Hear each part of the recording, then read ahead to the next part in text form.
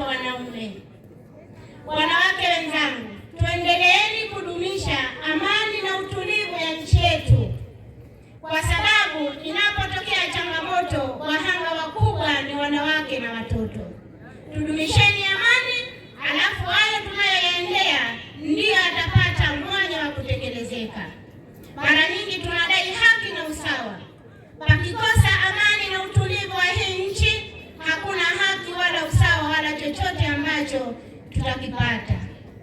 Lakini jambo la pili, nawaomba wanawake wote, twendeni tukashikane mikono kuanzia ngazi ya familia kuhakikisha tuenda kutafuta sasa hiyo haki na usawa wa wanawake wenzetu.